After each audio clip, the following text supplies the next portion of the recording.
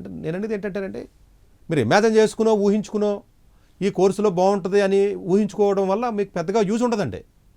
Maybe 4 ఏళ్ల పాటు మీరు హ్యాపీగా ఉండడం గురించి మీ ఈగోని సాటిస్ఫై చేసుకోవడం గురించి అని మీరు అనుకోవడానికి నాలాంటి వాడిని ప్రెజర్ చేసి ఓకే అనిపించుకోవడానికి ట్రై చేయడం తప్ప నేను నా ప్రాణం ఉన్నంత వరకు అసలు వరస్ట్ కాలేజీల గురించి వరస్ట్ కోర్సు గురించి చెప్పను. ఎంత ప్రెజర్ ఉంటుందో తెలుసా నాకు, మీరు నమ్మరండి.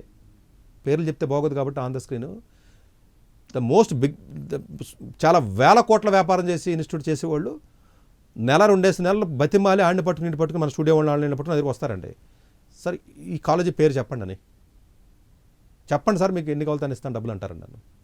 నిన్న చాలా ఇదే స్టూడియోకి వచ్చారండి చాలామంది. సార్ జస్ట్ మీరు చెప్పండి సార్ జూనియర్ కాలేజీ వాళ్ళు అడ్మిషన్స్ గురించి మీరు ఒక్క మాట చెప్పండి సార్ అంటాను. చచ్చినా చెప్పనంటాను నేను. అంతే, అది నా క్యారెక్టర్ అంతే. అలా ఎలా చెప్తాం పిల్లల భవిష్యత్తుని మనం చెప్పండి అలా చెప్పనండి నేను.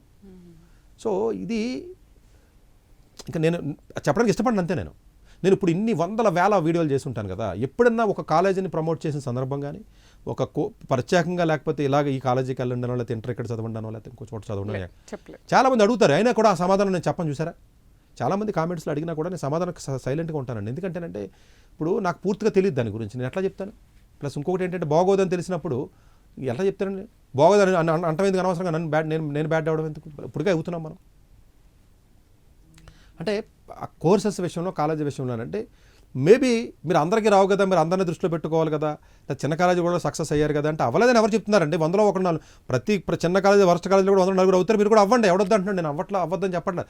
దానికి సంబంధించి కూడా వీడియోలు చేశానండి. టైర్ 3 కాలేజీ చదివిన కూడా సక్సెస్ ఎలా అవ్వాలో చేశానండి.